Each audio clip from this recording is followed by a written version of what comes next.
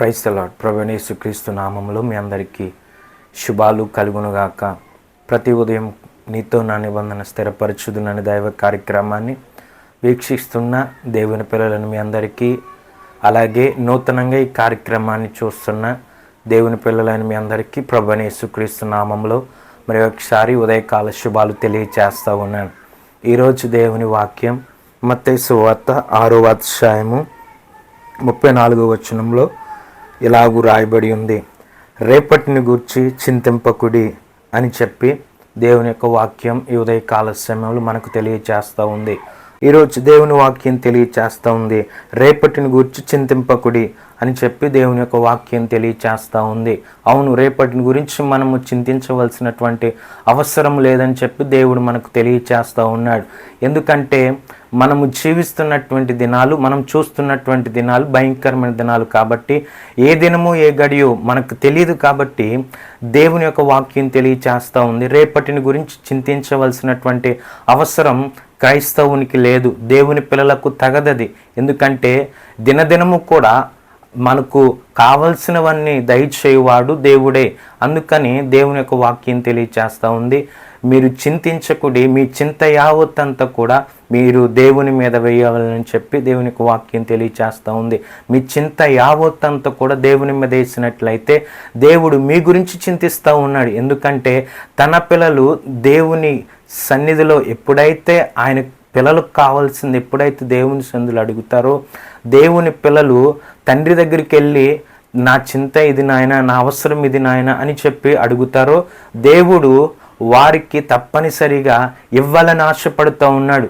తన పిల్లలు ఎప్పుడైతే ఆయన సన్నిధికి వస్తారో, ఆయనను అడుగుతారో, ఆయన ఇవ్వాలని ఎదురు చూస్తూ ఉన్నాడు. కానీ ఈ లోకంలో దేవుని పిల్లలైనటువంటి మనము రేపు ఎలాగా అని చెప్పి, నా పిల్లల భవిష్యత్తు ఎలాగా, నా యొక్క కుటుంబ పరిస్థితి ఏంటి, దేవుని యొక్క వాక్యం తెలియచేస్తూ ఉంది, రేపటిని గురించి చింతించకుడి. దేవుని లేనటువంటి వారికి అది తగుతుంది, కానీ దేవుని కలిగినటువంటి మనము చింతించకూడదు. అందుకని దేవుని వాక్యం తెలియచేస్తూ ఉంది, ఆకాశ పక్షులను చూడండి, అవి విత్తవు కోయవు, వాటికి గరిసె లేదు, కొట్టు లేదని చెప్పి దేవుడు తెలియచేస్తూ ఉన్నాడు.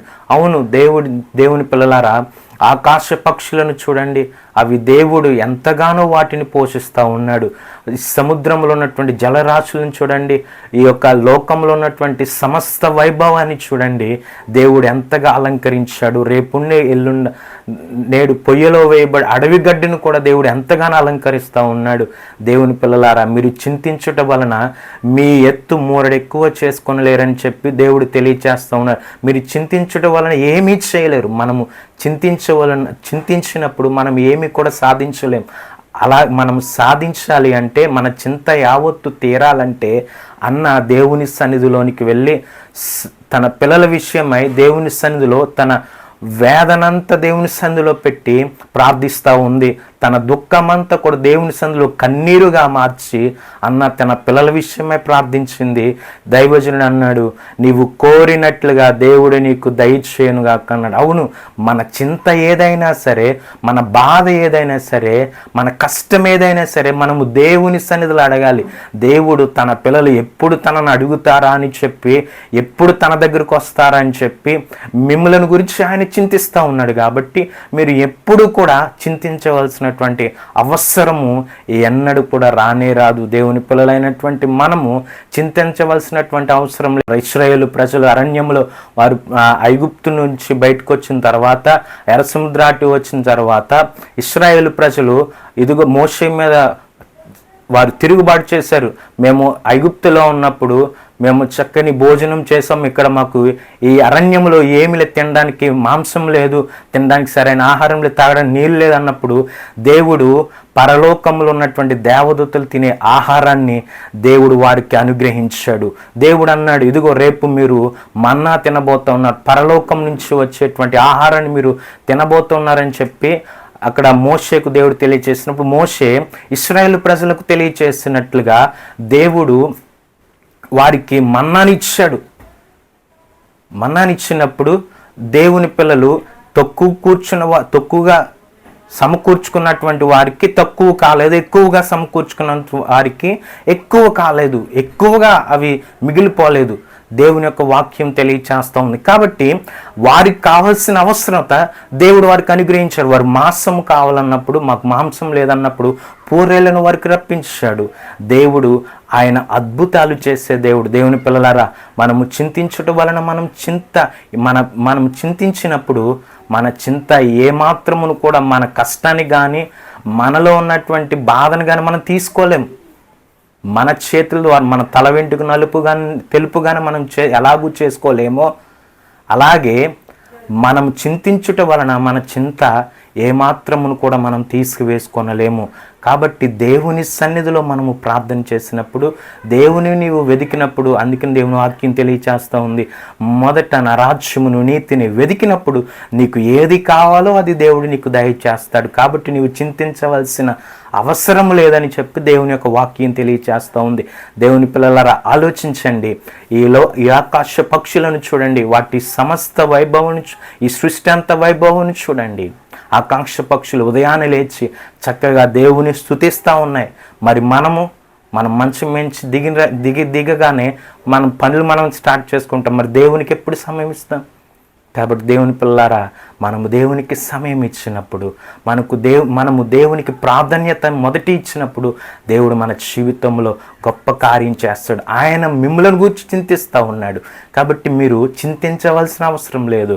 మనము చింతించవలసినటువంటి అవసరత ఎంత మాత్రము కూడా లేదు. రేపటిని గురించి, రేపటి దినం మనది కాదు, ఈ దినమే మనది, ఈ లోకం మనది కాదు.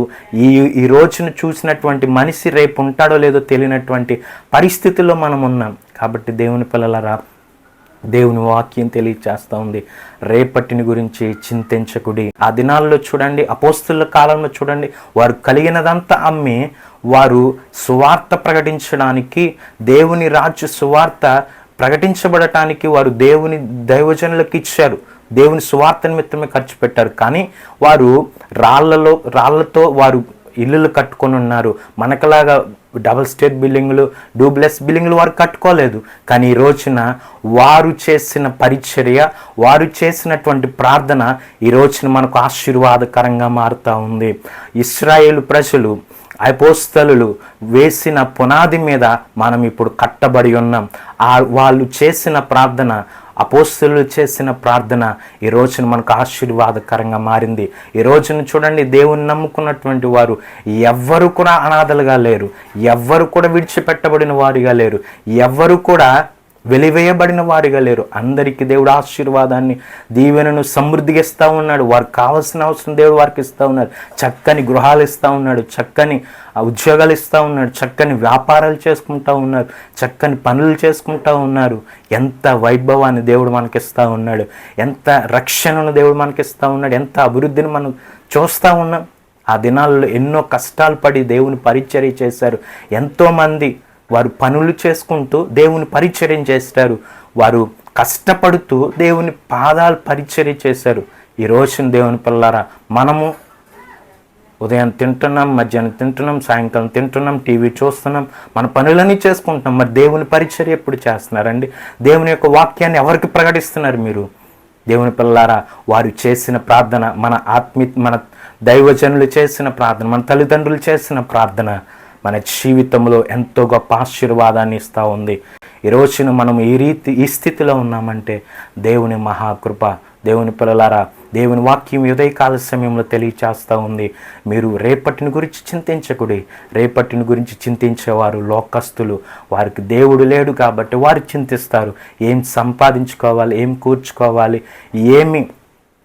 ఎవరిని మాయ చేయాలి, ఎవరిని మబ్బు పెట్టాలని వారు వెతుకులాడుతూ ఉంటారు, తిరుగులాడుతూ ఉంటారు. ఎందుకంటే వారికి ఉన్నటువంటి వాడు, వారిని నమ్ముకున్నటువంటి వాడు అటువంటి వాడు కాబట్టి మోసం చేసేటువంటి గుణము కలిగినటువంటి వాడు అపవాది అయినటువంటి సాతాను. కానీ మనం నమ్ముకున్న దేవుడు నమ్మదగిన దేవుడు, ఆయన ఘనమైనటువంటి దేవుడు. మన ప్రతి అవసరం కూడా తీరుస్తాడు. మన చింత యావత్తంతా ఆయన మీద వేసినప్పుడు మన చింత యావత్తంతా కూడా ఆయన తీసివేస్తాడు. ఉదయకాల సమయంలో దేవుని పిల్లలారా, దేవుని యొక్క వాక్యం తెలియచేస్తూ ఉంది, నీవు రేపటిని గురించి చింతించకుడి. ఎందుకంటే దేవుడే సమస్తమును కూడా నీకు ధారాళంగా దయచేస్తాడు. తగిన కాలమున దేవుడు నీకు సమస్తానికి కూడా, నీ అప్పులన్నీ, నీ బాధలు, నీ యొక్క కష్టాలన్నీ కూడా తీసివేస్తాడు. అవి ఎలాగొచ్చాయో అలాగ వెళ్ళిపోతాయి. ఒకానొక దినాన్న నీవు నిశ్చింతగా నీవు సంతోషంతో ఉంటావు. దేవుని యందు ఆనందించేటువంటి కృప దేవుడు అనుగ్రహిస్తాడు. ఒక యవన సహోదరి సాక్ష్యం చెప్తా ఉంది.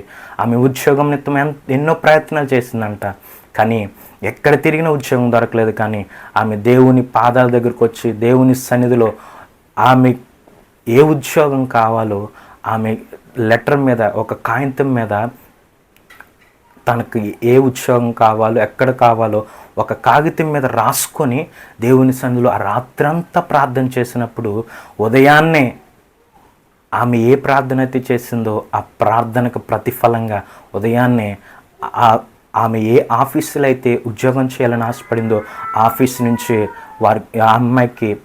ఆమెకు ఫోన్ చేసి పలానా కంపెనీలో నీకు జాబ్ శాంక్షన్ అయింది, వచ్చి నీ అపాయింట్మెంట్ ఆర్డర్ని తీసుకొని జాయిన్ అవ్వమని చెప్పి వారు ఫోన్ చేశారు. ఎంత గొప్ప సంతోషం అండి! దేవుని పిల్లలకు ఉన్నటువంటి గొప్ప రక్షణ, గొప్ప సంకల్పం మన ఎడల దేవుడు కలిగి ఉన్నాడు. మనము చింతించిన అవసరం లేదు. మన చింత యావత్తు దేవుని మీద వేయండి. ఆయన మనల గురించి చింతిస్తున్నాడు. ఎందుకు చింతిస్తున్నాడంటే తన పిల్లలు తన దగ్గరికి వచ్చి మొరపెట్టట్లేదని, తన పిల్లలు తనను అడగట్లేదని తండ్రి బాధపడుతూ ఉన్నాడు, చింతిస్తూ ఉన్నాడు. మనము మన పిల్లలు చూడండి, మనలను అడగకుండా బయట వారిని అడుగుతూ ఉంటే ఎంత బాధగా ఉంటుంది, ఎవరెవరిని అడుగుతూ ఉంటే ఎంత బాధగా ఉంటుంది. అలాగే మనము నమ్ముకున్నటువంటి దేవుడు మనకు తండ్రి అయి ఉన్నాడు. ఆయన మన ప్రతి అవసరతను తీర్చేటువంటి దేవుడు. మనం ఎప్పుడు అడిగితే అప్పుడు దేవుడు మనకు ఇవ్వడానికి సిద్ధంగా ఉన్నాడు. అందుకని అంటాడు, మరి నేను ప్రార్థన చేస్తున్నాను కదండి దేవుని సందులో, అయినా నాకు ఎందుకు దేవుడు ఇవ్వట్లేదండి అని అనొచ్చేమో. అందుకని కీర్తనకారుడు అంటాడు, యెహోవా యందలి భయభక్తులు గలవారు ఇలాగ ఆశీర్వదించబడని అంటాడు. అంతేకాదు తనకు నిజముగా మొర్రపెట్టు వారందరికీ ఆయన సమీపంగా ఉన్నాడు. తనకు నిజముగా మొరపెట్టాలి, దేవునికి నిజముగా మొరపెట్టాలి. నిజముగా మొరపెట్టేవాడు వేరు, పైన మొరపెట్టేటువంటి వాడు వేరు. కాబట్టి నిజముగా అడగాలి. నీ యావత్తు నీ అవసరత ఏదైందో నిజముగా నీవు దేవుని సన్నిధిలో అడిగినప్పుడు దేవుడు నీకు అనుగ్రహిస్తాడు. నీవు అడిగినప్పుడు దేవుడు నీకు అనుగ్రహిస్తాడు. దేవుడు నీకు అనుగ్రహించినప్పుడు దాన్ని నీవు పొందుకుంటావు. అటువంటి కృప దేవుడు, పరిశుద్ధాత్మ దేవుడు మనందరికీ అనుగ్రహించునుగాక. ఆమేన్. ప్రార్థన చేసుకుందాం. మహాపరిశుద్ధుడవు నాయన, మహోన్నతుడవు ప్రభువా, సర్వశక్తివంతుడవు నాయన, ఉదయకాల సమయంలో నిశ్చయముగా ప్రభువా నీవు మాకు అనుగ్రహించిన వాగ్దానమును బట్టి వందనాలు ప్రభువా. రేపటిని గురించి చింతించకూడదు అన్నావు ప్రభువా. అవును ప్రభువా, రేపటిని గురించి చింతించకూడదు ప్రభువా. నాయన రేపటి దినం మాది కాదు, ఈ దినమే కానీ రేపటి వారం కాము ప్రభువా. యేసయ్యా మీకు వందనాలు. బిడ్డలు ప్రభు ఈ కార్యక్రమం చూస్తున్న బిడ్డలందరినీ దీవించండి, ఆశీర్వదించండి. వారి కుటుంబాల్లో సమస్యలు, వారి కుటుంబ ఇబ్బందులు, వారిలో ఉన్న వ్యాధులన్నీ తొలగించండి ప్రభు. వారి యొక్క ఆర్థిక ఇబ్బందులన్నీ తొలగించండి. వారికి ఏ అవసరాలు ఉన్నాయో వారి అవసరాలు తీర్చమని నీ చేతులుగా అప్పగిస్తున్నాను. నీ సన్నిధితో బిడ్డలను ప్రభు ఈ దినమంతా కాచి కాపాడండి. వారి ప్రయాణాల్లో, వారి పనుల్లో, వారి ప్రభు ఉద్యోగాల్లో, వారి వ్యాపారాల్లో ప్రభువా నాయన, దూరదేశంలో ప్రభువా ఉండి ప్రభువా నాయన పని చేసుకున్న ప్రభువా, కువైట్లో ప్రభువా, దుబాయ్లో, మస్కట్లో ప్రభువా, నా జార్ఖండ్లో ప్రభువా, ఇంకా ఇజ్రాయెల్లో ప్రభువా, అనేక మంది ప్రభువా దూరదేశంలో కష్టపడుతున్న రెక్కలకు మంచి ఆరోగ్యం దయచేయండి. బిడ్డలను దీవించండి, ఆస్వాదించండి ప్రభువా. నీ దాస్తులను ప్రభువా నీ పాద పరిచయం చేయించిన నీ దాస్తులను, వారి కుటుంబాలను, పరిచర్లను నాయన వారి బిడ్డని చేతులుగా అప్పిస్తున్న దినమంతా నీ సందుకు ఆతులయించండి. ప్రతి బిడ్డని చేతులుగా అప్పిస్తున్న ఈ కార్యక్రమాన్ని చూస్తున్న ప్రతి బిడ్డని మరీ ముఖ్యంగా నీ కృపహస్తాలుగా అప్పగిస్తున్నాను. మీరు జ్ఞాపకం చేసుకుని దీవించి ఆశీర్వదించి నీ కృపలో వర్ధిల్లింపచేయమని నజరేయుడైన యేసుక్రీస్తు పరిశుద్ధ నామములో అడిగి ప్రార్థించి వేడుకుంటున్నాం తండ్రి. ఆమేన్. Praise the lord. దేవుడు మిమ్మల్ని మీ కుటుంబాలను దీవించి ఆశీర్వదించునుగాక. ఆమేన్.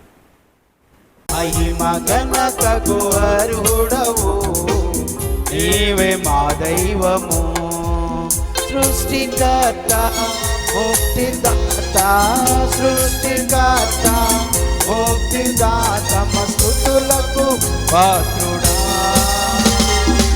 ఆరాధనా నీకే, ఆరాధనా నీకే,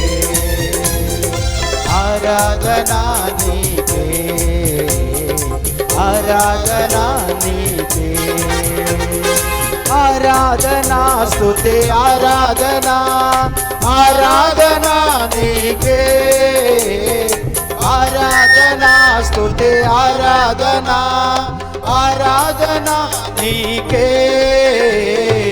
ఆరాధనా నీకే ఆరాధనా నీకే